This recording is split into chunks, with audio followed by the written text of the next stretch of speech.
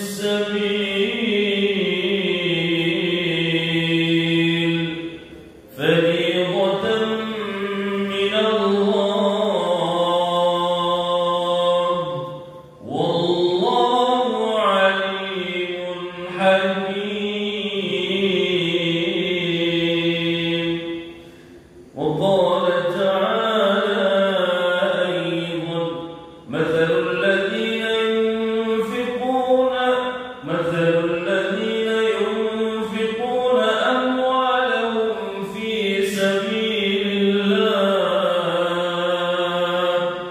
كمثل حبة أنبتت 7 سنابل في كل سنبلة 100 حبة والله يضاعف لمن يشاء والله واسع عليم. وقال تعالى فأما من أعطى واتقى وصدق بالحسنى فسنيسره لليسرى. وقال النبي صلى الله عليه وسلم داووا مرضاكم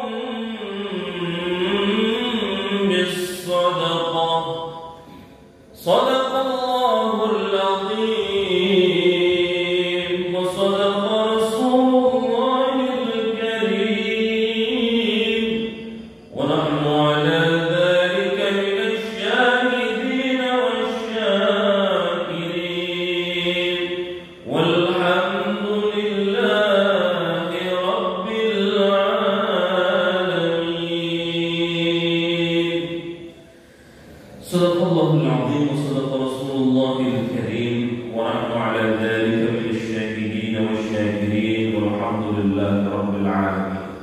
Hadirin hadirat jemaah Masjid Al-Muhajirin, sudah masjid jami' ya namanya, Masjid Jami', berarti lebih luas lagi daripada masjid masjid biasa ya. Masjid Jamaah Masjid Jami' Al-Muhajirin yang dimuliakan Allah Subhanahu wa taala.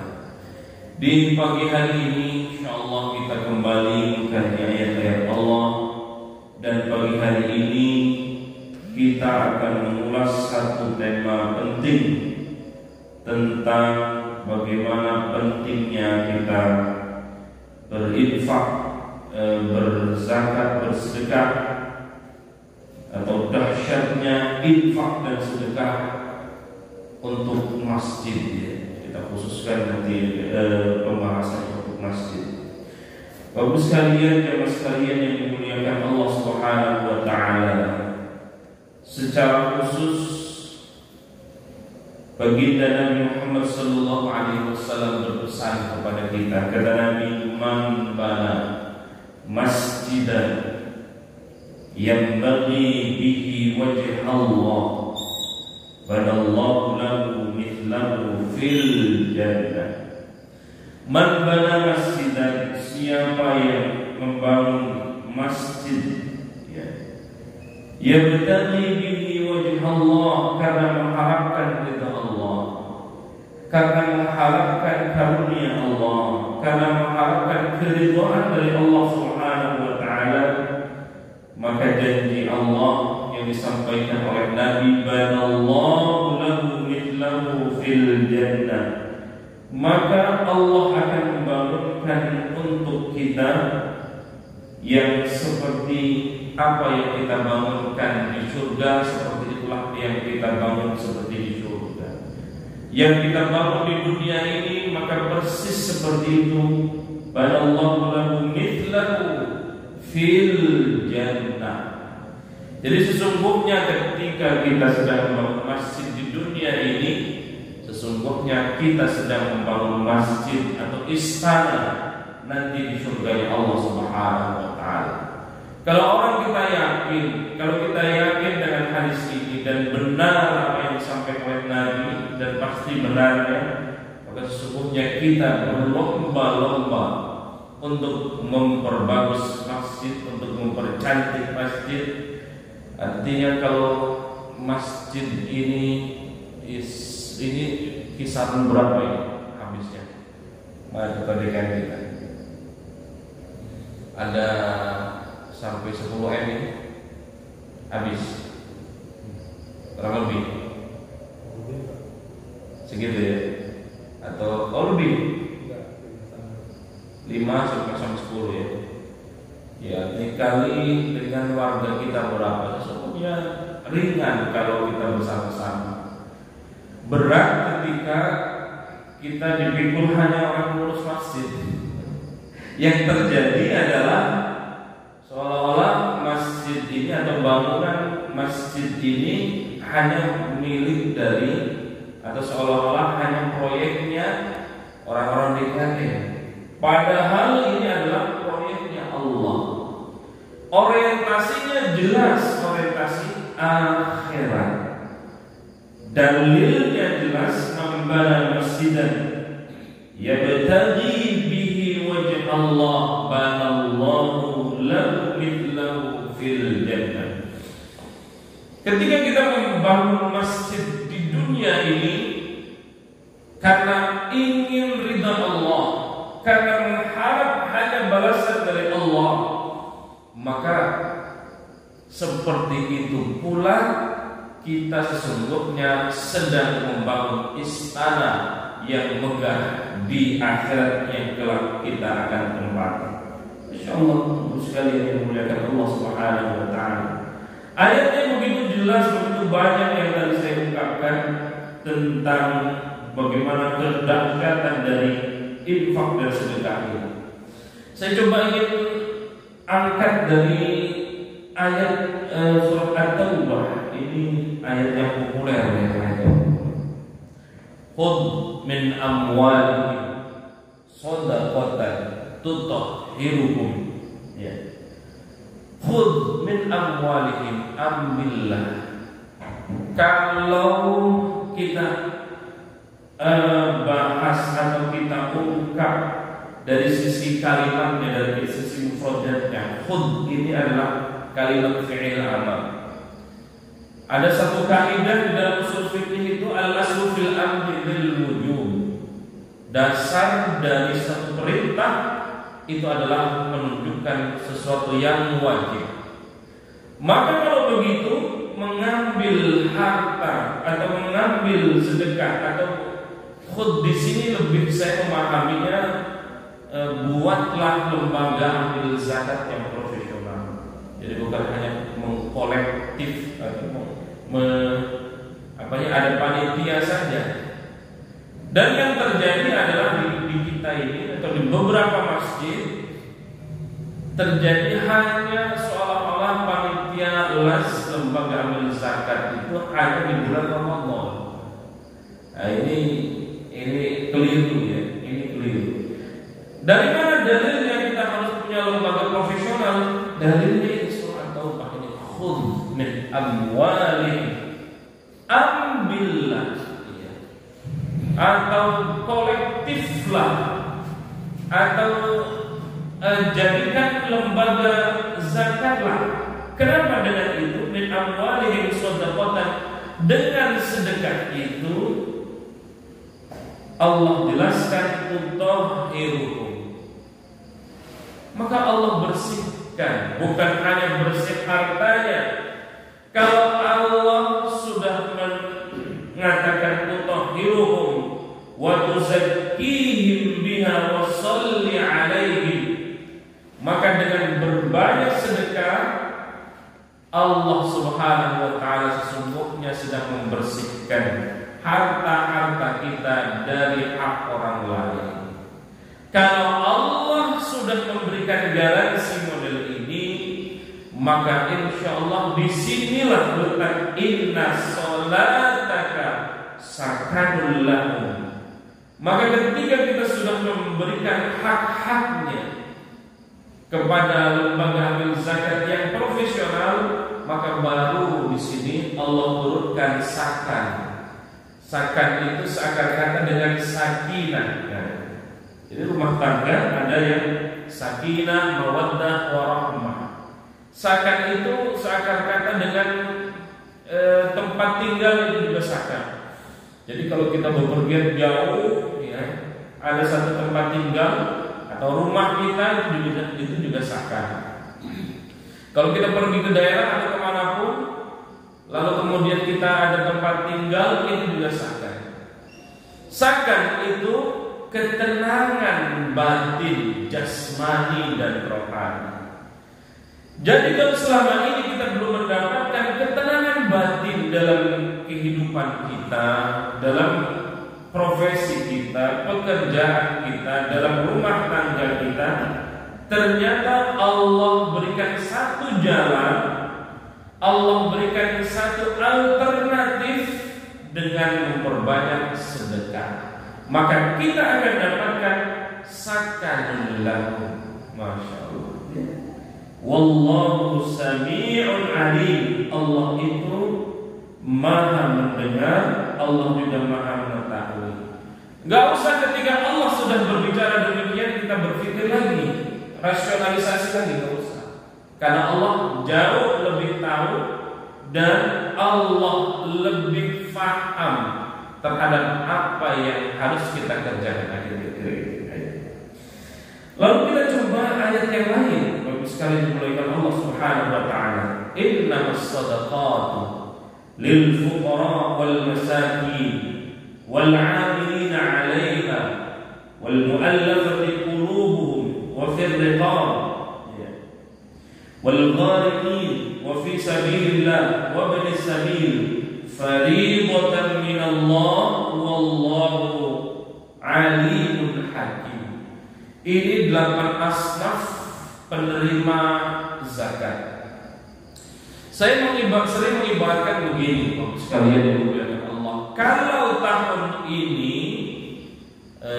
biasanya siapa yang ketua panitia zakat ganti-ganti atau tetap ketua lazim di sini? Tetap ya. Oke. Taruhlah kita punya data misalnya mustahik kita ada 100 kalau begitu. Nah, kalau tahun depan mustahik yang sama ini masih menjadi mustahik, itu berarti belum berhasil lembaga zakatnya. Kok begitu? Begini berpikirnya.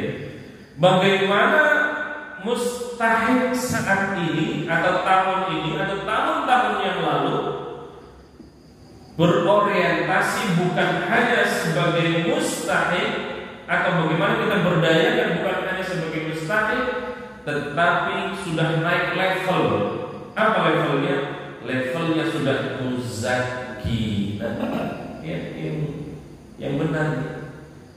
Ada kita sering mengistilahkan jangan kasih umpannya, tapi kasih kailnya. Jangan kita kasih ikannya langsung, tapi kasih kailnya. Kailnya inilah yang kemudian mampu merubah seorang mustahik. Tahun ini mustahik, atau mungkin tahun depan masih menjadi mustahik, tapi kita evaluasi.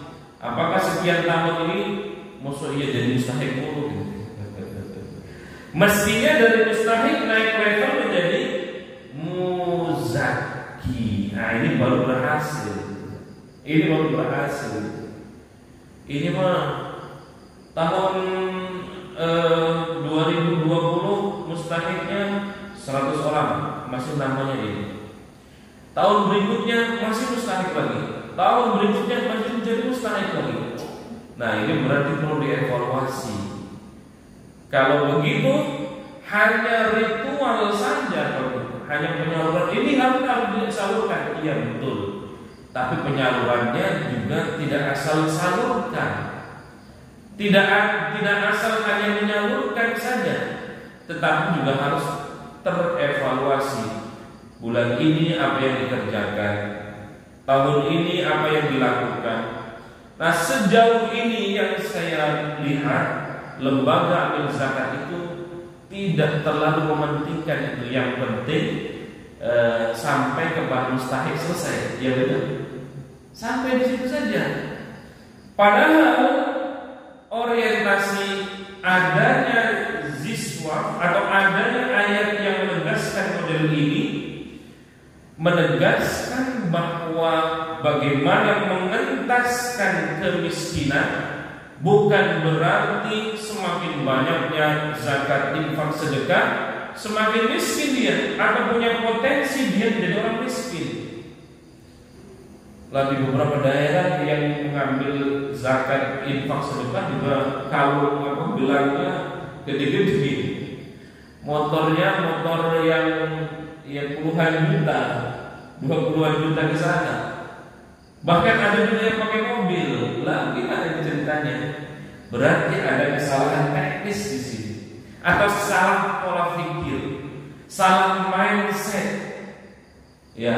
Nah kalau ini terjadi misalnya kalau ada di Tangsel misalnya ada sekian ratus masjid tidak dilakukan pembinaan model ini, maka apa yang terjadi? Kemiskinan bukannya terselesaikan dengan zakat, infak, sedekah, dengan jiswaf, tetapi justru menambah kemiskinan dan kemiskinan. Kenapa? Karena lembaga amil zakatnya tidak dalam artian tanda petik profesional. Profesional di sini maknanya apa? Mengelolanya si profesional, tetapi orientasinya hanya selesai, hanya membagikan selesai, tidak dievaluasi. Nah kalau insya Allah sih di Masjid Al-Muhajir ini tidak begitu. Kalau misalnya 5 tahun mustahik terus, bagusnya memang di sebelum Ramadan atau di waktu-waktu tertentu dilakukan pembinaan, datangkan ke masjid di sini atau kita ke sana. Bagaimana Pak yang kemarin sudah dipakai untuk apa?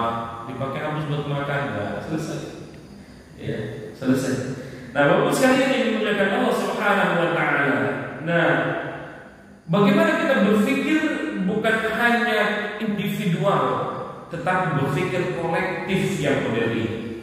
Kalau kita tidak berpikir kolektif model ini, maka yang diharapkan dari semangat jiswaf itu tidak terlaksana dengan baik. Jadi setahun ini masih miskin, tahun depan masih miskin, tahun berikutnya masih miskin terus. Atau kalaupun tidak miskin, dia punya punya rasa dirinya miskin, ini lebih berat lagi.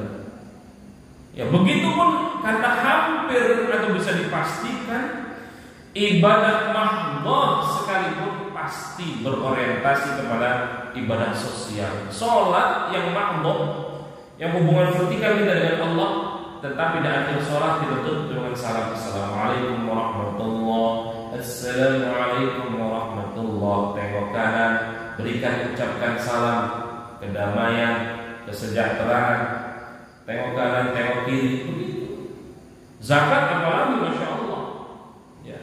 Puasa, masya Allah, nilai-nilai sosialnya jauh lebih tinggi. Haji sekalipun yang begitu banyak mengeluarkan uang puluhan juta, bukan hanya ibadah maliyah, tetapi ibadah jasadiyah, ibadah ruhiyah yang menggabungkan antara ibadah maliyah, ibadah jasadiyah, ibadah ruhiyah, itu ada di haji. Gede bayarnya. Kalau yang yang biasa 30-an juta, 25 juta untuk daftar, tapi nunggunya berapa tahun? Tangsel itu sudah antara 15 sampai 20 sampai 25 tahun. Kalau mau cepat KBRI Haji Plus antara paling kecil 250 juta. Yang 100 juta, 150 juta itu kadang-kadang juga harus masih menunggu 5 tahun. Masya Allah. Ya. Begitu ibadah yang mahal itu saja, kata Allah, yang ingin diharapkan dari ibadah haji kita, yang diharapkan dari ibadah umrah kita adalah umrah yang mabrur, haji yang mabrur. Mabrur itu seakan kata dengan birrun. Birrun al-bir ya. Bir itu kebaikan ya. Kebaikan, banyak lipatan kebaikan itulah menjadi mabrur. Jamaknya mabrur. Birrun. Jadi gabungan antara sekian banyak kebaikan itulah kemudian menjadi nama mabrur. Ya. Kalau di sana sholatnya masya Allah, ibadah sosialnya di tanah suci masya Allah, itu tidak berarti menjadi mabrur ketika di tanah suci saja, tetapi ketika dibawa ke tanah air itulah menjadi mabrur. Kalau hanya di tanah suci, kalau sholat subuhnya jam 4 misalnya atau jam 5, jam 3 itu biasa jamaah haji jamaah umroh sudah berangkat. Luar biasa. Zuhur jam 12, ya jam 11 itu sudah berangkat. Itu luar biasa. Tidak ada yang dipikirkan, ya. Nah, coba kita lihat dari ayat yang lain. Ini lebih dahsyat lagi. Mathalul ladzina yunfiquna fi sabilillah kamathali habbatin ambatat sab'a sanabil fi kulli sunbulatin mi'atu habbah wallahu yudha'ifu liman yasha wallahu wasi'un 'alim. Al-Baqarah surah yang kedua ya, ayat 261. Ayat ini semua kita hafal. Ada yang memahami dua persepsi. Ada yang memahami duniawi. Duniawi ini diukur. Kalau sedekahnya atau infaknya 1 juta ya, maka tinggal dikalikan menjadi 100 menjadi 7 tangkai lagi. Ya sah-sah saja ya. Tapi kalau hanya orientasinya ini terlalu kecil menurut saya. Wallahu yudha'ifu liman yasha, kata Allah. Allah itu mampu melipat gandakan jauh lebih banyak daripada itu. Kalau hanya orientasinya itu, ya kita akan dapatkan seperti apa yang kita orientasikan. Tetapi kalau orientasinya Allah, maka apa yang digambarkan di dalam ayat ini juga Allah kita dapatkan, dan ketenangan kita dapatkan, dan pada akhirnya melahirkan kesuksesan bukan hanya sukses dunia tapi sukses ukhrawi. Perumpamaan orang yang berinfak itu di jalan Allah itu kamathali habbatin ambatat sab'a sanabil, seperti sebulir biji. Satu bulir biji ini melahirkan 7 tangkai. Kamathali habbatin ambatat sab'a sanabil fi kulli sumbulatin mi'atu habbah. Dari 7 tangkai ini, dari 7 aliran ini, kemudian melahirkan masing-masing ketujuhnya ini mi'atu habbah, 100 aliran kebaikan. Kalau saya memahami ini, wallahu yudha'ifu liman yasha, tidak berhenti sampai di situ, tetapi jauh lebih banyak daripada itu lagi. Kalau itu saja yang kita harapkan terlalu kecil, maka Allah memberikan garansi wallahu yudha'ifu liman yasha. Allah jauh lebih besar, berlipat gandakan dari apa yang kita bayangkan. Wallahu wasi'un 'alim. Allah itu jauh lebih luas, lebih kaya, maha kaya. Wallahu wasi'un 'alim. Allah juga maha mengetahui, ya, maha mengetahui. Maka ayat ini dijadikan, ada sebagian orang dijadikan ayat untuk mengejar rezeki. Gak apa-apa sebenarnya. Ada yang mengistilahkan begini. Ada yang ahli memancing kan di sini. Ada yang ahli memancing. Kalau mau mendapatkan kakap, kira-kira umpannya kecil atau besar? Besar. Ya. Kalau umpannya ikan teri, misalnya dapatnya ikan tongkol gitu. Ya, ini memahami ayat ini tidak ada salahnya sebenarnya, tidak ada salahnya. Tetapi orientasi itu ya terlalu kecil buat Allah, buat kita. Tetapi bagaimana kita berinfak itu, atau nggak usah berinfak ya, beribadah itu ya, beribadah itu tidak terhingga. Tidak terhingga itu bukan hanya orientasi yang dijelaskan di dalam ayat ini saja. Karena tahu bahwa ada kebaikan, ada nilai-nilai kebaikan, maka nilai-nilai kebaikan itu kita pasrahkan semuanya kepada Allah Subhanahu wa taala. Kalau kita menghitung hanya misalnya sholatul jamaah afdhalu min sholatil fardhi bi 27 darajat. Salat berjamaah itu lebih utama daripada salat sendirian. Bi 27 darajat. 1 banding 27 derajat. 27 derajatnya apa? 27 derajatnya derajat Allah. Biarkan Allah yang menentukan. Kita mengejar jamaahnya, nggak usah hanya berorientasi hanya 27 derajatnya itu saja. 27 derajat itu bisa jadi tidak terbatas. Sama seperti kita memahami misalnya Lailatul Qadar. Lailatul Qadri khairun min alf syahr. Lailatul Qadar itu lebih baik daripada malam 1000 bulan. Lailatul Qadri khairun min alf syahr. 1000 itu adalah angka tertinggi. Jangan kita hanya pahami hanya 1000. Bisa tidak terbatas, maksudnya gitu. Kebaikan-kebaikan yang Allah berikan kepada kita ketika kita mendapatkan Lailatul Qadar, Allah gambarkan dengan angka 1000. Angka 1000 ini angka tertinggi, dengan artian bahwa Allah memberikan kebaikan kepada kita tak terhingga. Begitupun dengan kail tadi itu ya, dengan kail tadi. Ya, terlalu kecil kalau memahami infaknya 1 juta, dari 1 juta melahirkan 7 tangkai, 7 juta.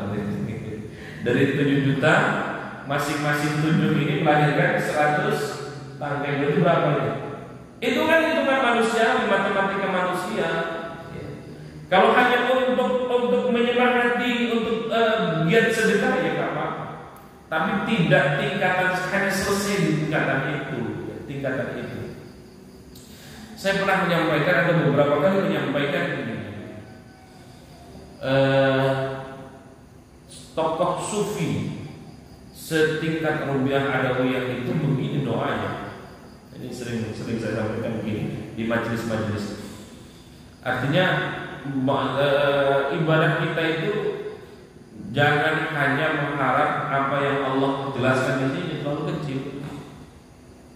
terlalu kecil menurut saya.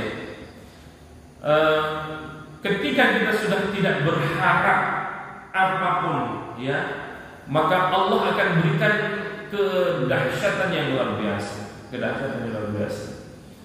Rubiah Adawi itu begini, ya Allah, kalau sholatku atau ibadahku ini hanya ingin surgamu, maka lemparkan saja aku ke neraka. Wih, dahsyat ini ya. Nah, kita kan doanya ya Allah, atau jangan-jangan sholat kita ini karena, atau tidak jarang sholat kita ini baru menggugurkan kewajiban, ya, menggugurkan kewajiban. Sehingga inilah beratnya sholat kita kayak berat gitu ya, tahajud kita berat. Kenapa? Karena hanya menggugurkan kewajiban. Sholat berjamaah tepat waktu berat. Sholat yang lainnya berat, ibadah-ibadah yang lainnya berat. Kenapa? Karena itu kita masih menganggap sholat kita sebagai kewajiban belaka. Bukan, atau seharusnya kita naikkan dari kebutuhan dari kewajiban menjadi kebutuhan. Ya. Kebutuhan kayak kita makan minum gitu ya. Kalau nggak makan rasanya kurang. Kalau nggak minum ya gimana rasanya. Nah, begitu pun ibadah kita. Puasa, kalau nggak puasa kayak ada yang ketinggalan gitu ya. Ada sesuatu yang ya karena kita anggap sebagai primer. Ya, begitu pun ibadah kita. Kalau hanya ibadah kita mengharapkan pahala-pahala yang Allah berikan tadi itu terlalu kecil dibanding kebaikan-kebaikan Allah Subhanahu wa taala yang akan diberikan kepada kita, ya, kepada kita. Baik, habis sekalian dimuliakan Allah Subhanahu wa taala. Tadi saya mengutip juga surah Al-Lail. Ini kita semua hafal semua. Fa amma man a'ta wattaqa wa saddaqa bil husna fasanuyassiruhu lil yusra.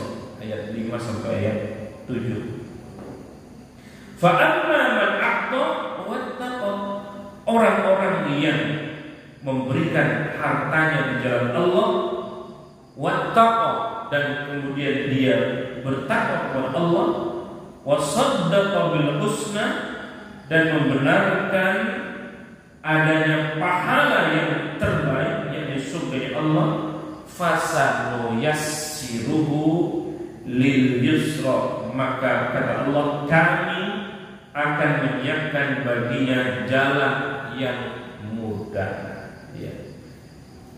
Jadi kalau kita melihat ayat ini di surah Al-Lail ayat 5 sampai 7 ini, selain kita sering memberikan zakat, infak, sedekahnya, lalu kemudian kita ikuti wattaqo, setelah itu kita bertakwa kepada Allah. Takwa itu imtithalul awamir wajtinabun nawahi, menjalankan perintah Allah dan menjauhi semua yang dilarang Allah. Selesai itu saja.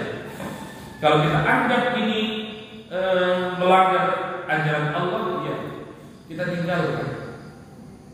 Kalau ini adalah larangan Allah, kita tinggalkan. Kalau ini perintah Allah, maka kerjakan. Udah itu saja. Wattaqo, takwa tingkatan yang terkecil, ya. Kalau tingkatan terbesar itu masya Allah, ya. Detak jantung kita selalu berdetik, kedipan mata kita saja kedipan mata tasbih, insya Allah. Lidah kita tidak keluar dari lidah kita kecuali memuji Allah, istighfar.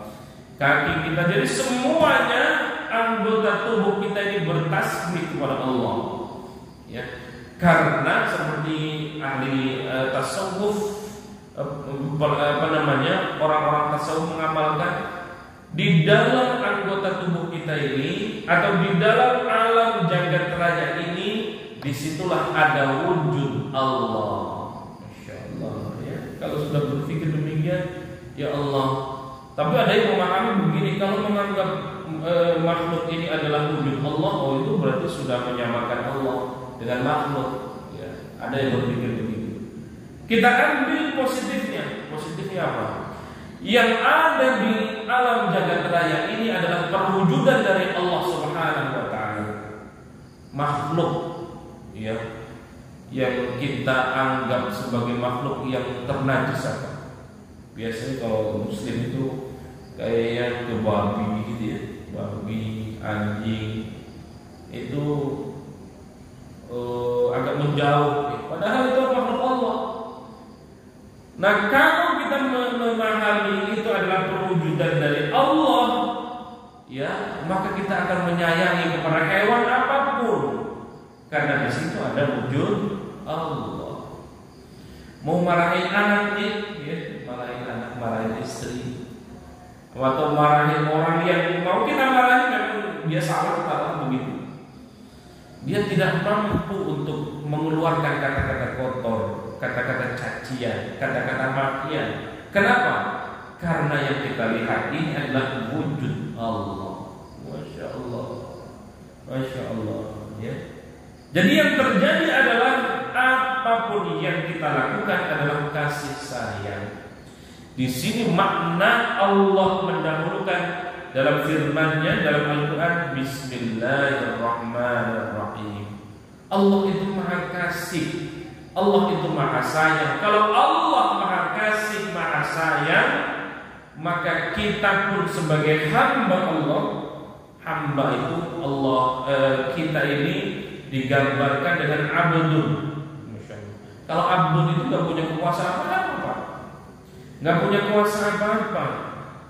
Yang kuasa itu adalah Allah Subhanahu wa Ta'ala. Sama seperti kita memiliki budak. Budak mau diapain itu boleh-boleh saja, bagaimana tuannya. Nah, kita ini adalah abdullah, hamba Allah. Bukan kita partnernya Allah, bukan. Atau kita ini adalah siapanya Allah, tetapi digunakan dengan redaksi abdullah. Ya, kembali lagi ke ayat tadi surah Al-Lail tadi. Ketika kita banyak memberi itu kemudian diiringi dengan wattaqa, lalu kemudian wasaddaqa bil husna, kita membenarkan adanya kebaikan yang akan datang kepada kita dari Allah Subhanahu wa Ta'ala. Fasanuyassiruhu lil yusra. Maka ketika ini yang kita lakukan, maka Allah yakinkan di dalam diri kita, Allah akan mendatangkan banyak kemudahan. Hanya kita mau yakin atau tidak, itu aja. Yakin atau tidak. Kalau nggak yakin susah, ya. Meskipun kita banyak infak sedekah, nggak yakin, ya. Kata Allah Subhanahu wa Ta'ala, Allah itu bagaimana keyakinan kita, bagaimana keyakinan hambanya. Kalau hambanya saja nggak yakin sama Allah dengan kebenaran Allah, nah bagaimana kita mau mendapatkan akhir-akhir ini? Baik, sekali kalau Allah Subhanahu wa Ta'ala. Maka termasuk juga kalau kita diuji dengan sakit, ya, banyak sekali hadis-hadis tadi saya bacakan. Dawu mardakum bis-shadaqah. Obatilah orang yang sakit. Ya, mardakum di antara kalian bis-shadaqah, dengan sedekah. Silakan mengapresiasi hadis ini seperti apa, ya? Mengapresiasi hadis ini seperti apa? Rasulullah sallallahu alaihi wasallam bersabda, dawu mardakum bis-shadaqah. Ya. Jadi semakin kita diuji oleh Allah sakit, banyak sedekah ternyata bisa lihat tidak sembuh-sembuh. Jangan menyalahkan hadisnya. Berarti ada kebaikan-kebaikan yang Allah akan terima. Bisa jadi sakitnya seseorang itu mendatangkan kebaikan. Ya. Tidak jarang juga orang diuji dengan kebaikan, lalu kemudian dia menjadi baik. Ya, ada orang kaya, contohnya gampangnya korun, ya. Maka kita kenal harta karun, saking banyak. Konon kunci kekayaannya, ya, itu unta nggak kuat, kuncinya doang. Bagaimana kekayaannya? Maka korun diuji kekayaan tidak lulus, Pak. Jadi tidak semua orang kaya itu mendatangkan kebaikan. Bisa jadi kekayaan itu akan mendatangkan kepada kemafsadatan buat kita. Kalau begitu, di sini letak syukurnya. Ya, letak syukurnya. Saat ini kita masih posisinya di posisi tertentu, di posisi A misalnya. Bisa jadi itu adalah kebaikan buat kita, sehingga tenang kalau sudah begitu. Tenang kalau begitu. Ya, luar biasa. 10 menit lagi kita waktu isyraq, ya, waktu syuruk. Lanjut atau kita tanya jawab? Tanya jawab sekali, ya. Atau lanjut dulu? Lanjut dulu sampai setengah 6, ya, 10 menit lagi. Ya, jadi kita berekspresi beragama kita bukan hanya mengandalkan wahyu, tetapi juga mengandalkan akal, ya, mengandalkan akal. Kalau hanya tekstual ayat, ya tidak ada salahnya tekstual ayatnya, tetapi tekstual ayat juga harus kita pahami. Ya, contohnya tadi. Jadi zakat, infak, sedekah itu bukan berhenti pada tataran memberikan tasarrufkan.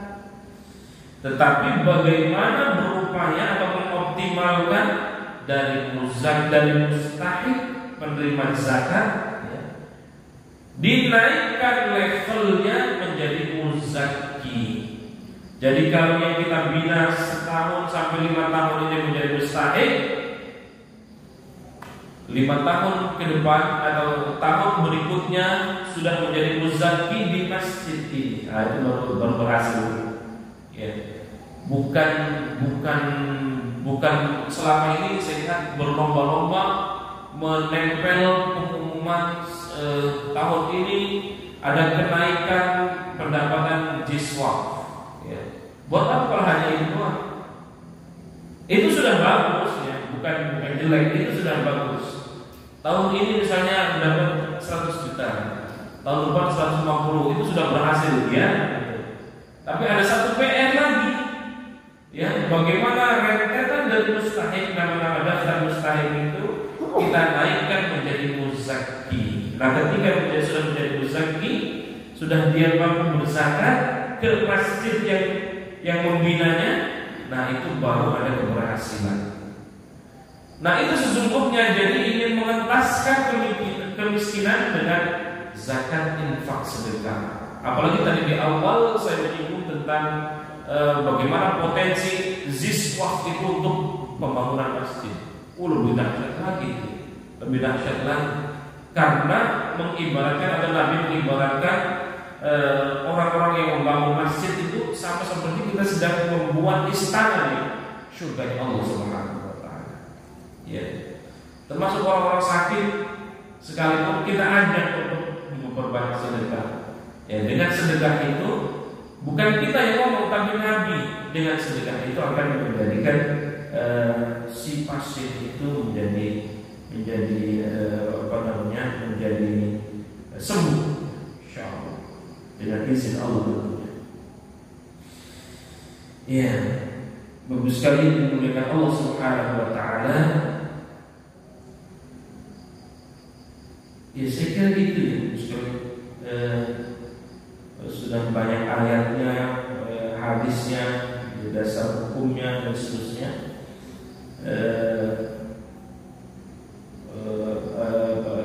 Yang sudah saya sampaikan. Wallahu a'lam bishawab. Ya, kita tukar pikiran saja untuk bagaimana mensejahterakan umat. Jadi pikiran kita bagaimana membangun umat ini, ya, membangun umat ini. Ada satu alternatif yang luar biasa melalui ziswaf, ya. Kalau selama ini mengentaskan kemiskinan atau negara punya peranan sebenarnya kan, memang undang-undangnya jelas, anak-anak terlantar dipelihara oleh negara. Tapi yang terjadi tidak demikian atau tidak semua. Maka peranan ziswaf itu mestinya kita tingkatkan, ya. Wakaf, gerakan wakaf al-azhar misalnya, al-azhar itu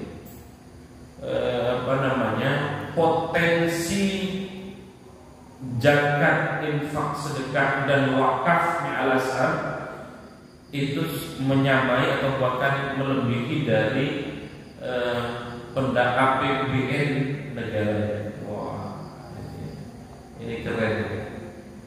Jadi zakat, infak, sedekahnya Masjid Al-Muhajirin menyamai misalnya APBD Tangerang Selatan. Jadi ke depan harus begitu tuh, gede ya, yang bikin potensi ziswaf. Kemarin baru selesai penerimaan pengurus Basnas Kota Tangerang Selatan. Ada 10 dari 20-an sekian orang yang mendaftar menjadi pengurus Basnas. Sudah disaring dari 10 itu sudah diajukan ke Basnas Nasional untuk di SK-kan. Ada 10 ini akan dipilih siapa yang layak. Nah, sesungguhnya harus punya orientasi ke sana, ya. Basda, ya. Badan Amil Zakat Daerah Tangerang Selatan semestinya harus menyamai, paling tidak menyamai, dan itu bisa mengungguli sebenarnya, bisa mengungguli dari APBD Tangerang Selatan yang sudah gede. Ya. Wah, dahsyat itu kalau begitu. Jadi ke depan umat itu bukan mencari solusi ke Pemkot untuk urusan pembinaan umat dan sejauh ini kan kita ngajukan proposal ke mana itu Pak? Ke ke Pemkot, itu pun dapatnya sedikit lagi karena diomel-omel. Nah, bagaimana potensi Basda ini setara dengan APBD Tangerang Selatan misalnya, atau Banten misalnya, bagaimana Basnas Banten, Provinsi Banten menyamai dengan APBD anggaran pendapatan daerah Provinsi Banten. Nah, ini baru sukses nih. Nah, dulu itu begitu, sehingga Al-Hikmah itu atau Darul Hikmah itu ketika Bani Abbasiyah, penulis buku itu dihargai betul. Buku misalnya tebalnya berapa, lalu kemudian beratnya berapa. Kalau buku itu beratnya misalnya sekilo, maka dibayar dengan setara dengan beratnya emas. Oh, maka kan perkembangan keilmuan itu dahsyat artinya. Perkembangan Islam itu, peradaban Islam dahsyat. Iya, itu pemikiran-pemikiran yang model itu yang perlu kita kembangkan dan perlu kita sosialisasikan. Tidak semua berpikir begitu. Dan kita ini termasuk Islam ini luar biasa sebenarnya potensinya. Melalui jiswaf saja itu dahsyat ya. Perguruan tinggi Islam mestinya sekolah-sekolah Muslim itu gratis mestinya. Lah ini semakin modern sekolahan semakin mahal. Kemana uangnya? Iya. Pesantren itu mestinya gratis semua. Guru-gurunya gratis semua. Maksudnya dibayar oleh dari dana jiswaf itu. Pengurus masjid, marbot masjid, itu mestinya lebih bangga daripada menjadi PNS. Wih, sudah begitu tuh baru tuh berhasil jiswaf. Karena saya juga masih marbot masjid. Ya, ngurusnya menjadi DKM masjid lebih bangga daripada menjadi ketua parpol misalnya. Wih, kapan itu terjadi begitu? Muadzin atau imam itu setara dengan menteri lewat. Maka Imam Sudais, ya, Imam Hudzaify dan imam-imam yang di Makkah Madinah, mereka masya Allah ya, maka mereka imam-imam kita di sana itu bukan hanya hafid doang, tapi benar-benar doktor. Ya, Abdurrahman Sudais itu, Syekh Abdurrahman Sudais itu doktor. Yang lain juga hampir semuanya doktor semua. Dan dikawal kemana-mana gitu ya, seperti layaknya menteri atau bahkan lebih percaya diri. Kenapa? Karena potensi jiswafnya sudah kuat, mestinya begitu. Nah, kita kadang-kadang berbicara Islam agak alergi, tidak memunculkan kemuslimannya kadang-kadang. Ini saya ngajar di UIN ya. Alumni UIN itu kadang-kadang ada yang minder ya. Alumni mana? Alumni UI. Kecil. Ya. Atau ada yang bangga, saya alumni UI juga, tapi UI-nya UI UI negeri, Universitas Islam Negeri UIN. Alumni UI, N-nya kecil. Enggak bangga dengan sebagai alumni Universitas Islam, lebih bangga kepada UI Universitas Indonesia. Ya. Padahal harus bangga dengan identitas Muslim kita. Ya, pakai peci, ya meskipun semua agama kadang juga pakai peci, karena bukan simbol agama, bukan berarti pakai peci ini orang-orang yang saleh, enggak juga. Termasuk baju koko, bahasanya itu koko ya. Koko ada di mana? Ya. Ya artinya menampilkan bukan hanya kulit, ya maksud saya gitu. Pakai gamis kemana-mana. Dulu saya punya kawan dari Arab Saudi, kawan S3. Ya dia orang Arab Saudi, main bola masih pakai gamis, pakai apa namanya? Gamis panjang. Ya nggak apa-apa. Lah ada kawan-kawan kita bukan orang Arab, tapi kemana-mana pakai gamis, repot ya.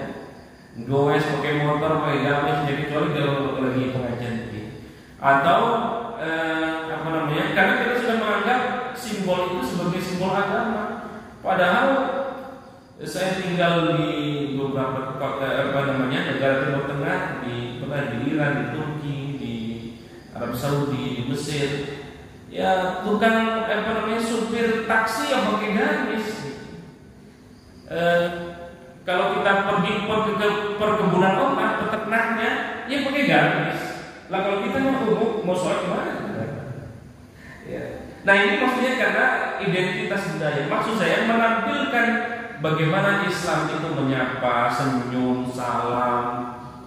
Ya, Islam itu menenteramkan, Islam itu rahmatan lil alamin. Itu yang kita dapatkan, bukan hanya simbol-simbol budaya, simbol-simbol agama saja. Wallahu a'lam bishawab. Sudah jam 5:30.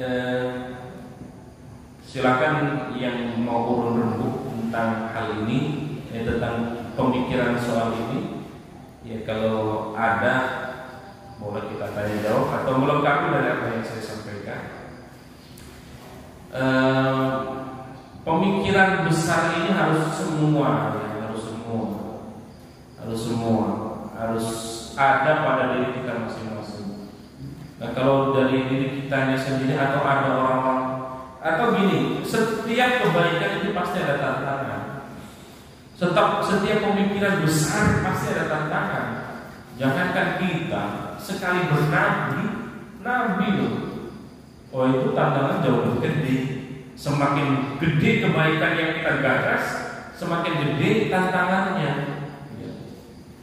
Masjid misalnya mengumpulkan dana biswak untuk pembangunan A misalnya, itu pasti tuh korupsi lagi.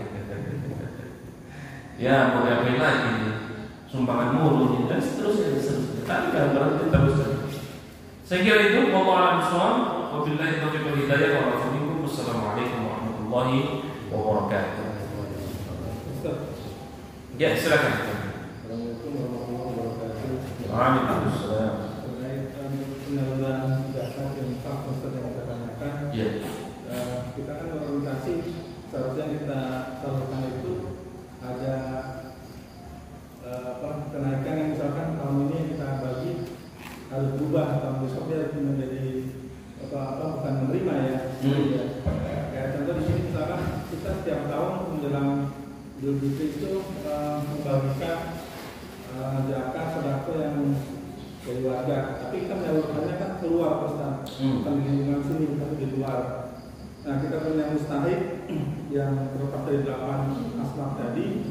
Ada beberapa yang memang misalkan dia itu memang kayak misalkan penghasilannya yang memang buat habis buat makan aja gitu Ustaz. Nggak menambah-nambah gitu setiap tahun. Ada juga yang lain ya, kita memang selektif dulu Ustaz yang kita berikan. Ada juga memang yang cacat gitu ya, itu tidak punya pekerjaan tetap.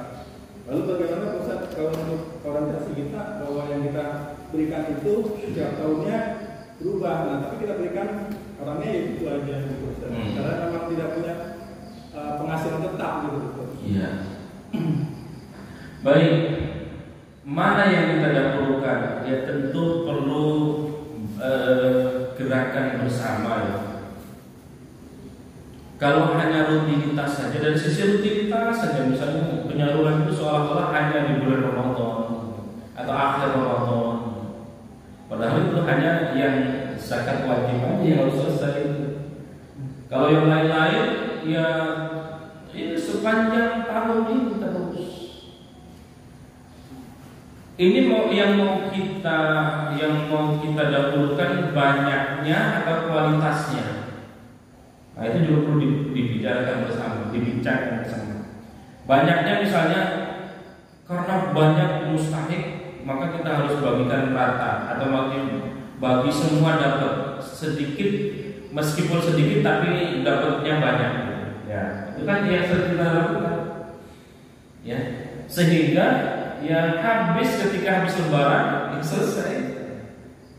Ya, padahal zakat yang saya pahami dari teks agama, baik itu Quran, hadis maupun dari perspektif fikih, tidak berhenti hanya di situ. Mendingan misalnya ada 10 atau 20 yang kita bina, yang kita pantau, tapi yang 10 ini kemudian meningkat pembinaan kita, bukan hanya mustahik, tahun depan menjadi muzaki.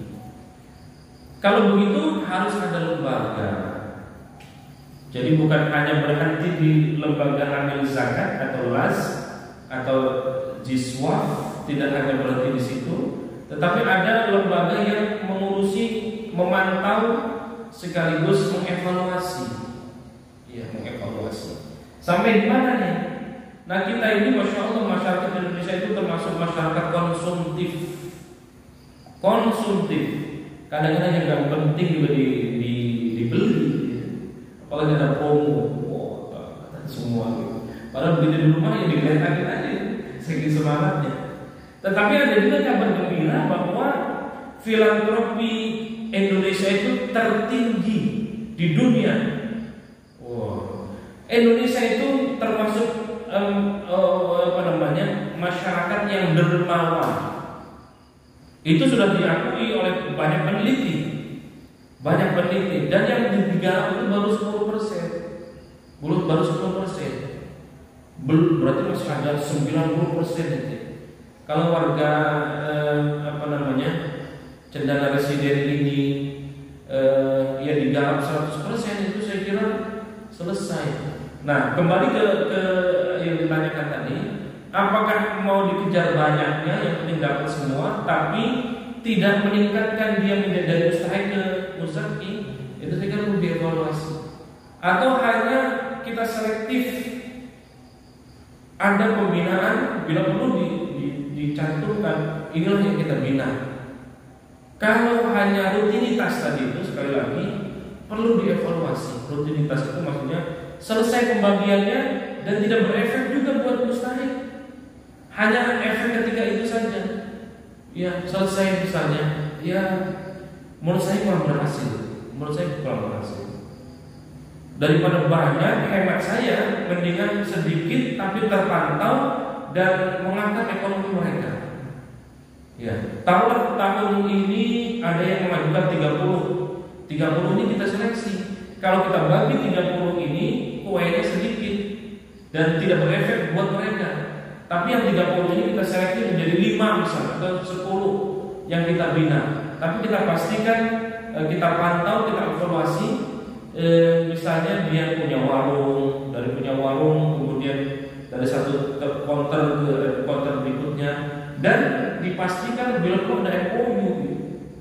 Setelah mereka sukses juga harus menjadi muzaki di masjid yang kita bina. Ya. Aturan-aturan ini memang tidak ada. Aturan-aturan, jangankan itu Pak, kita mau mencari dalil berapa prosentase yang kita salurkan di Quran, nggak ada. Adanya di hadis. Di hadis juga tidak semuanya lengkap, maka ada pintu ijtihad. Nah, yang tadi saya sampaikan itu bagian dari ijtihad. Tidak salah, kata Nabi, kalau salah ijtihad kita masih tetap dapat pahala 1. Kalau benar istihad kita dapat pahala 2. Gitu kira-kira Pak kalau pemikiran saya. Wallahu a'lam bishawab. Silakan nanti dipraktekkan. Monggo silakan. Waalaikumsalam. Menurut saya sih gini Pak. Waktu penyaluran zakat dan lain-lain dari masjid itu mungkin angkanya nggak signifikan Pak. Angkanya apa? Angkanya nggak signifikan. Nggak signifikan. Waktu kemiskinan Pak. Karena itu bukan bagian dari masjid. Orang masih beras sama orang kami berapa? Akhirnya ujung-ujungnya mungkin orang itu berusaha dengan cara lain dengan usaha dia, jadi berhasil kan jadi orang yang berusaha juga kan. Jadi buat saya sih mungkin kurang realistis Pak kalau ngomongin dari ini masjid ya Pak ya. Karena banyak nggak banyak Pak. Iya. Setuju. Kita waktu kita ngasih, kita Bapak bilang tadi ngasih pancing, motor, gerobak dorong, dia itu harus dia berhasil Pak. Iya. Jadi kan itu juga konsumtif memang yang dikasih. Jadi buat saya itu skopnya akan lebih banyak kalau mungkin ke Pemda yang mengasih kemiskinan, bukan di masjid, bukan di masjid Pak. Gitu. Jadi buat saya sih kalau di awal mungkin cita-cita bagus Pak. Tapi dalam realisasinya itu nggak sesimpel itu. Ngumpulin dana di sini aja sedikit Pak. Masya Allah. Setuju. Nah ini yang saya bilang di khudh min amwalihim tadi. Khudh di sini bukan hanya ambillah, tapi organisirlah. Jadikan lembaga profesional. Las di masjid-masjid itu setuju. Nah kita ini banyak tercerai-berai. Masjid A, jangankan beda kompleks, satu kompleks saja. Ini masjid nih, di depan ada musola lagi, ada masjid kan? Mau bersatu gak itu? Kagak, warga kita itu. Gitu kan? Nah di sini perlu pelembagaan yang secara profesional tadi itu. Termasuk itu saya membina di Masjid Raya Al-Kautsar. Itu kan masjid besarnya Masjid Raya Al-Kautsar. Pekan ketiga saya kajian rutin sudah bertahun-tahun di situ. Masjid Raya Al-Kautsar. Nah karena jauh sekarang setiap klaster ada musola. Nah karena COVID ini musolanya kan besar-besar, ya segede ini lah. Dari musola akhirnya dinaikkan jadi masjid.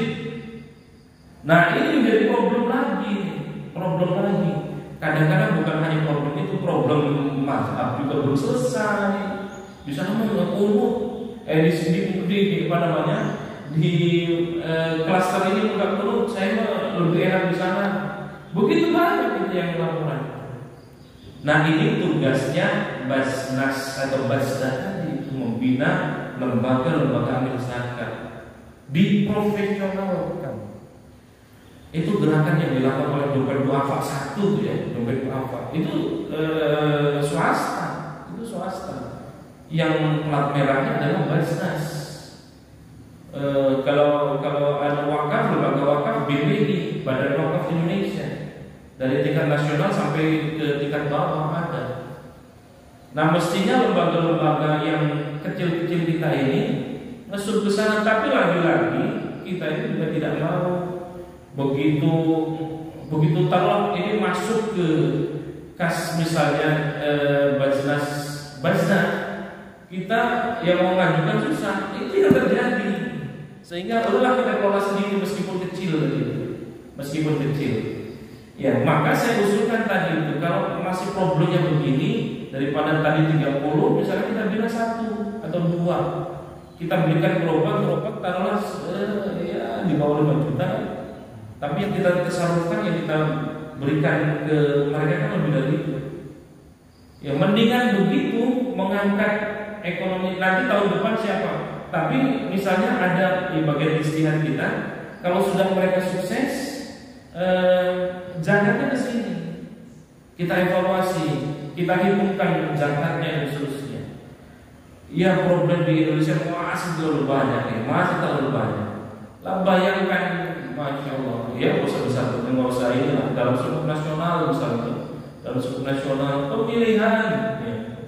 Kalau bersatu semua, ya kita masuk mayoritas, tapi pecah. Termasuk juga soal las lembaga zakat. Belum ada ya tadi itu beda komplek, ya udah beda komplek.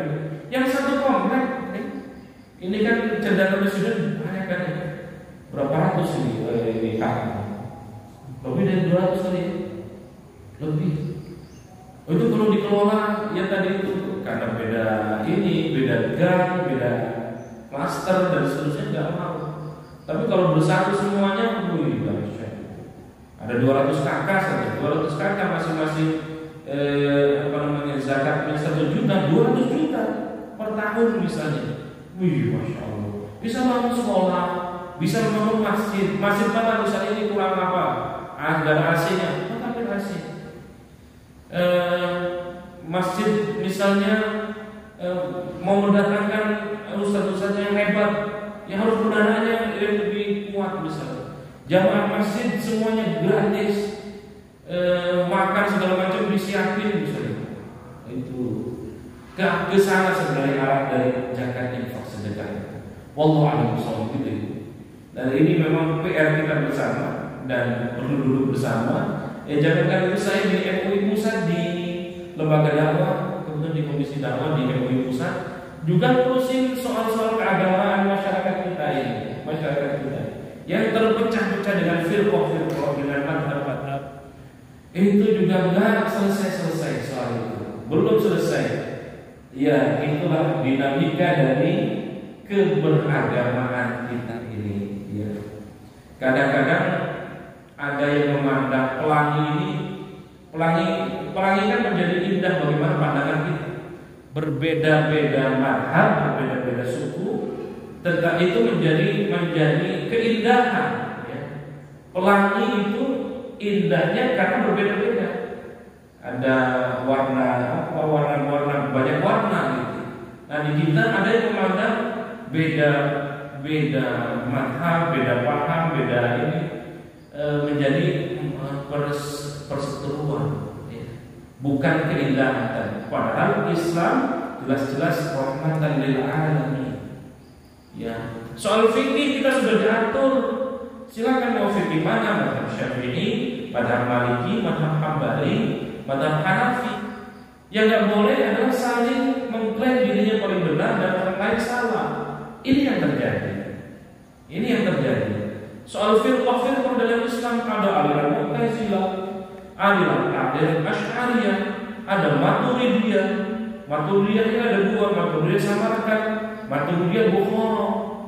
Ada yang menganggap akal itu jauh lebih tinggi daripada wahyu. Ada yang menganggap wahyu lebih tinggi daripada akal. Itu juga biasa. Jangankan itu. Kalau mau kita buka ya, wafatnya Rasulullah itu juga terpecah menjadi 2. Bahkan sampai 3 hari tidak dikuburkan. Kayak itu. Yang satu kelompok ini penting bagaimana mengganti pemerintah.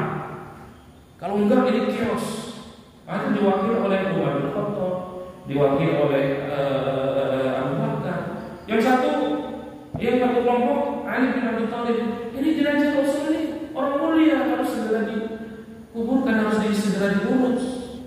Dua-duanya tidak ketemu sampai 3 hari dan 3 hari.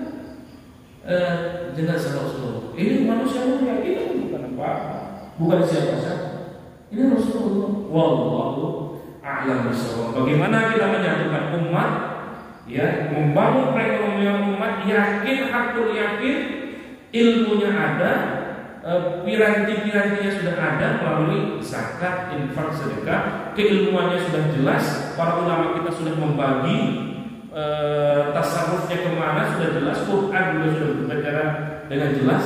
Tinggal bagaimana kita duduk bersama, bagaimana membangun umat ini. Wallahu a'lam bishawab. Oh masih ada, silakan. Menarik juga. Silakan. Boleh kata kita memberikan tanda kutip insentif gitu buat para muzaki supaya memancing mereka buat berinfak dan bersedekah lebih banyak gitu. Misalnya insentifnya berupa misalnya keluarga, misalnya kalau katakan dia memberikan infak sedekah, misalnya nih mobilnya dicicil lah misalnya, atau mungkin rumahnya dicat kayak misalnya. Artinya kita memberikan insentif untuk mereka rutin gitu memberikan sedekah di masjid kita ini. Ya, ini gagasan yang bagus dan tidak salah.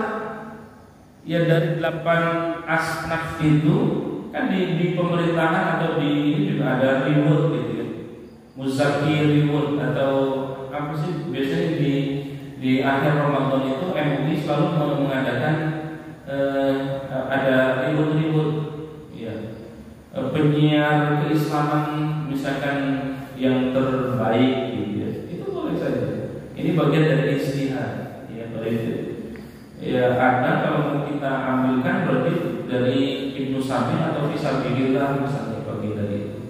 Dan bagian memberikan hadiah itu juga kan baik ya.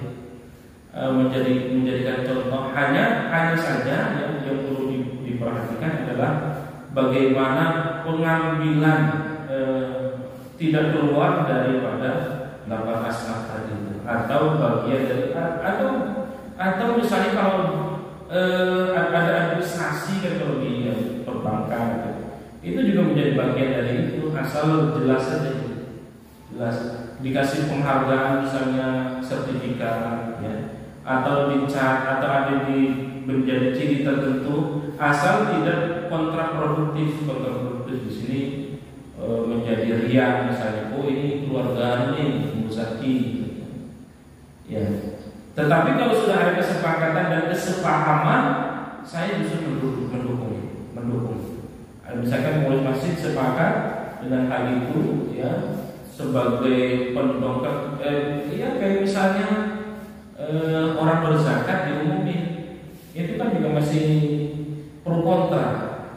Bagi yang pro misalnya itu bagian dari syiar. Kalau yang kontra, oh jangan, ibadah nggak boleh dipamer-pamerin. Itu juga apa? Ya silakan saja ya. Sekarang kan sudah dipublish, kayak misalkan Dompet Wafa sudah dipublish tuh ini siapa saja usakinya berapa, untuk menjaga itu ada yang nulisnya hamba Allah. Hemat saya itu bagian dari ijtihad, ya, bagian dari kebaikan, mengajak kebaikan, ya boleh-boleh saja, tidak ada larangan. Tidak ada larangan. Saya kira cukup ya.